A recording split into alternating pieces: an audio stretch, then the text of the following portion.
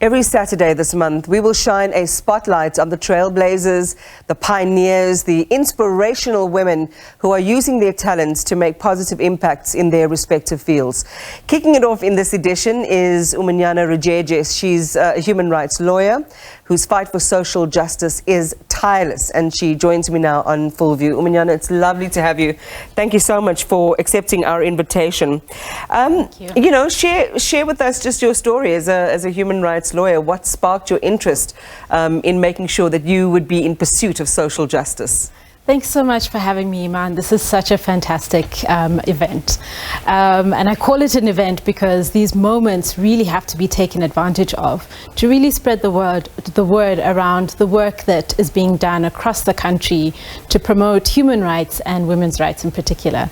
So my journey is, I'm a lawyer. I always knew that I wanted to do something in human rights. And I first did environmental studies, believe it or not. That was my undergraduate and master's degree.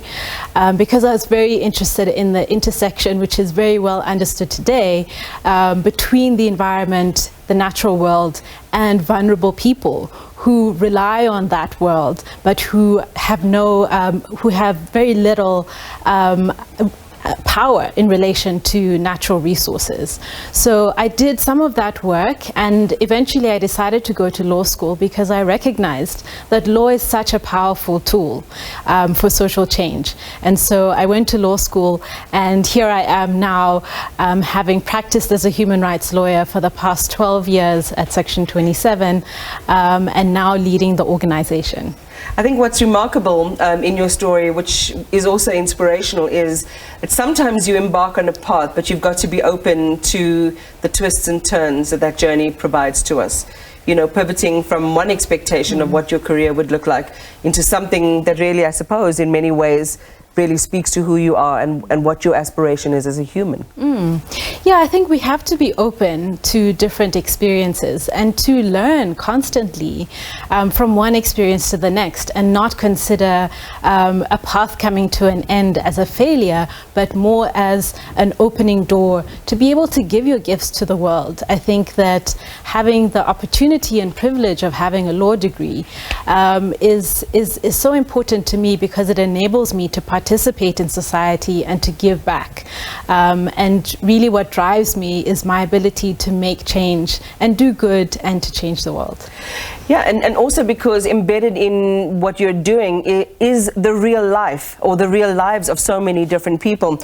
I would like to invite you to reflect now on the work that you are doing via Section 27.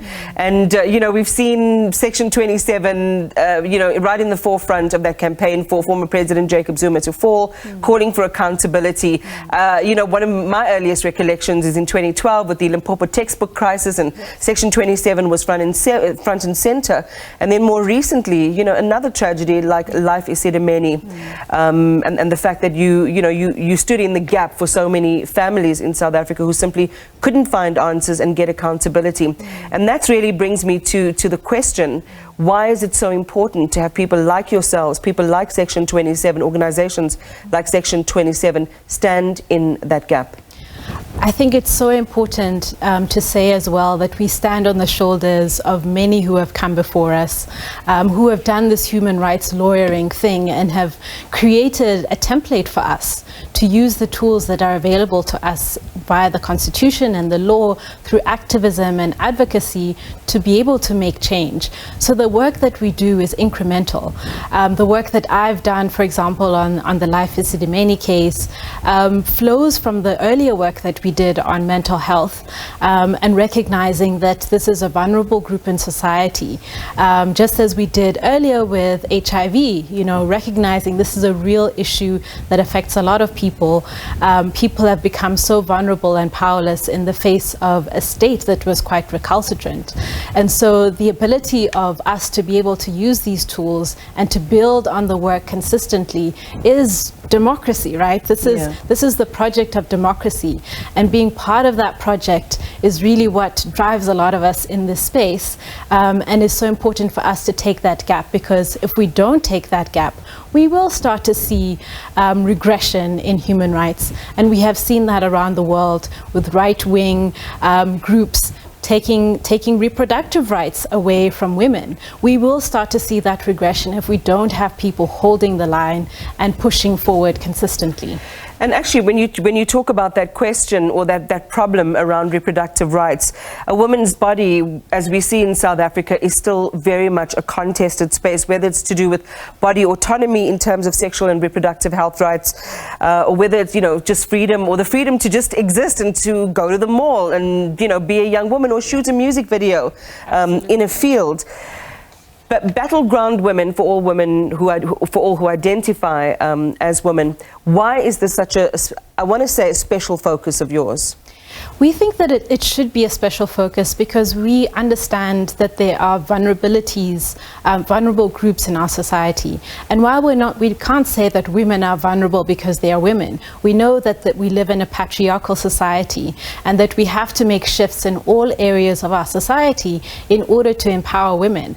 And that's what we agreed to in our constitution, part of which is the reproductive rights that is guaranteed in Section 27 of the Constitution, but also equality in Section 9 is such a critical and pivotal right that affects women, young girls and adolescents, but affects society as a whole. And for me, we need to consistently push back against the patriarchy. It is real. And in these circumstances, we talk about women, but we also talk about people who identify with different sexual orientations and identities. And I think that we have, in South Africa, embraced that as the larger fight. Well, let's make it a little bit more about you. And I must say, I've interviewed you over the years, and you always come across as somebody who's very contained, very self-assured, very articulate in what you do. I know there's a fun side. We all have a fun side.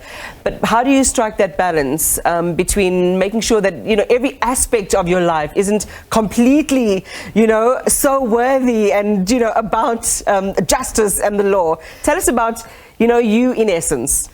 Thanks for saying that, because I always talk to my team about balance and the real importance of not just working all the time and taking breaks. In fact, I'm going to be taking a short break for a sabbatical very shortly, and that's really to try and catch my breath and to heal some of the the constant trauma that you have working in this space, because it is hard, it is harsh. The stakes are so high that you have to be on a certain level all the time, and so taking breaks and the importance of family and doing fun things. We try to do fun things in the office, but also outside of it. I like to spend time with family, with my partner, travel a little bit. I just started boxing, which is a lot of fun. Yeah, sounds a little bit stressful, but I've heard from the other ladies, you get a really good workout boxing, and it's nice to imagine the villains that you're annihilating. Umunyana, it's always a pleasure talking to you and engaging with you, and good luck to you, and good luck as well to Section 27 and all the staffers, I'm sure, who are watching this interview. Umunyana Rugege from Section 27.